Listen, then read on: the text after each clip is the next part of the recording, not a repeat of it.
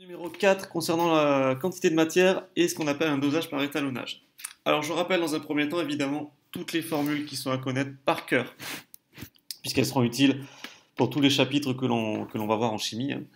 Donc formules qui permettent notamment de calculer la quantité de matière dans un premier temps. Alors je rappelle la formule de seconde que l'on a vue l'année dernière, à savoir que la quantité de matière, donc la quantité de matière, souvenez-vous, c'est le nombre de moles de l'espèce chimique contenue dans l'échantillon.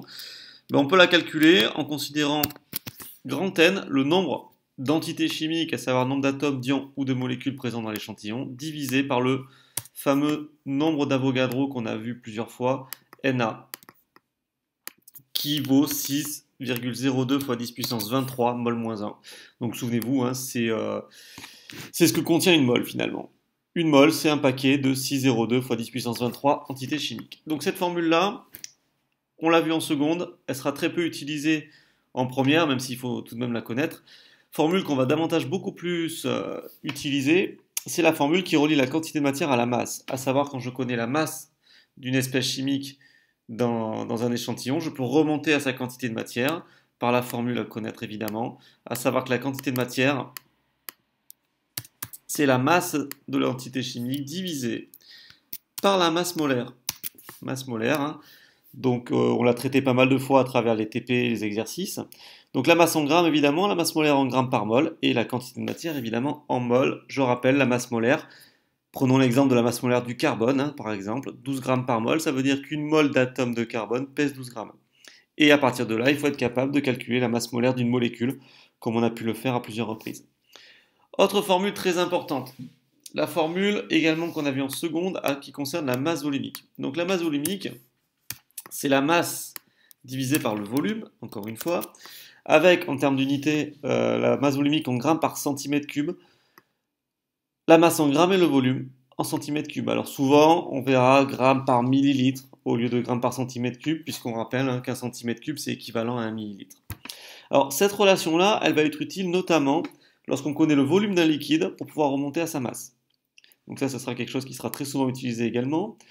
Dans le cas particulier des gaz et uniquement des gaz, la quantité de matière peut aussi se calculer en utilisant le volume du gaz divisé par le volume molaire du gaz.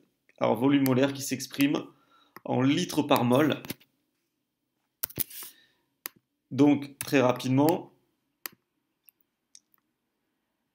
la quantité de matière évidemment en mol, le volume en litres, et donc ce volume molaire en litres par mol. Alors le volume molaire dépend notamment de la température et de la pression. Donc on va vous donner systématiquement la valeur du volume molaire dans la situation étudiée, très souvent à 25 degrés Celsius, et à une pression qu'on appelle pression normale, donc la pression atmosphérique normale, il est de l'ordre de 24 litres par mol. Mais voilà, c'est une valeur qu'on vous donnera de toute façon, c'est une constante que l'on vous donnera.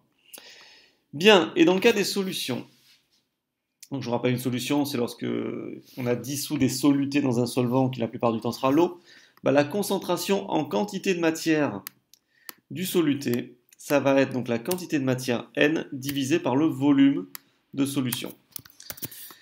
Donc C, c'est la concentration en quantité de matière en mol par litre, donc la quantité de matière sera en mol et le volume sera en litres. On connaît également la concentration en masse que l'on avait vu en seconde. Alors cette fois-ci, c'est quoi? C'est donc la masse de soluté divisée par le volume de solution. Et il existe une relation hein, qui relie concentration en masse et concentration en quantité de matière qui peut être utile, qui peut être très utile, donc on l'a vu aussi à travers les exercices notamment, à savoir que la concentration en masse, c'est la concentration en quantité de matière fois la masse molaire de l'espèce chimique que l'on considère. Donc ça, c'est quelque chose qui peut être très utile pour passer de la concentration en quantité de matière à la concentration en masse ou inversement.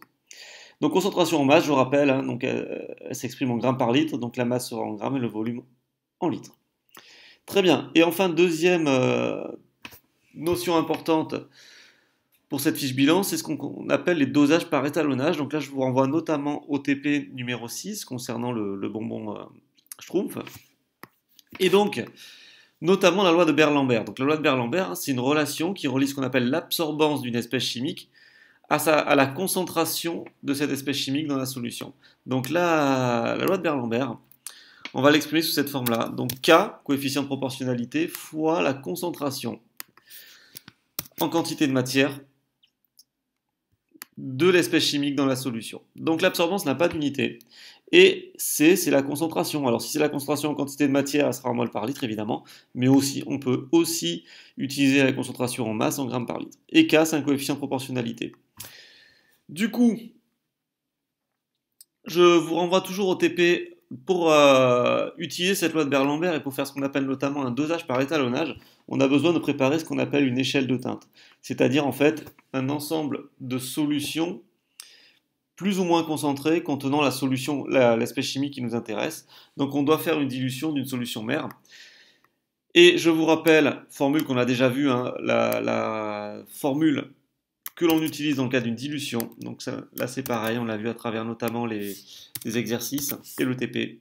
À savoir que la concentration de la solution mère fois le volume de solution mère, c'est égal à la concentration de la solution phi fois le volume de solution phi. Et la plupart du temps, pour préparer les solutions par dilution, en TP, on a besoin de calculer le volume de solution mère que l'on souhaite prélever. Et donc, quand on a notre échelle de teinte donc constituée par l'espèce chimique qui la plupart du temps est colorée, donc échelle de teinte, c'est-à-dire des solutions de moins en moins concentrées, on va mesurer grâce à un spectrophotomètre l'absorbance de chacune des solutions, et ainsi tracer ce qu'on appelle la courbe d'étalonnage, représentant finalement l'absorbance en fonction de la concentration de chacune des solutions phi présentes dans l'échelle de teinte. Et donc on obtient une droite qui passe par l'origine, puisqu'on l'a dit, il y a proportionnalité entre absorbance et concentration. Et on peut remonter du coup à la concentration de la solution inconnue. Ce que j'appelle la solution inconnue, c'est une solution qui contient l'espèce chimique, mais dont on ne connaît pas la concentration.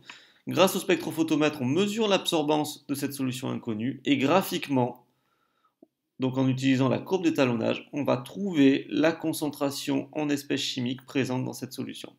Donc ça, c'est ce qu'on appelle faire un dosage par étalonnage. Donc c'est quelque chose qu'il faut absolument savoir, et je vous renvoie au TP numéro 6, qui était une application de ce type de dosage. Voilà, donc je vous remercie. J'insiste bien sur le fait que ces formules sont à connaître par cœur, absolument par cœur, on ne vous les donnera pas. Et savoir effectivement ce qu'est un dosage par étalonnage. Voilà, bonne journée.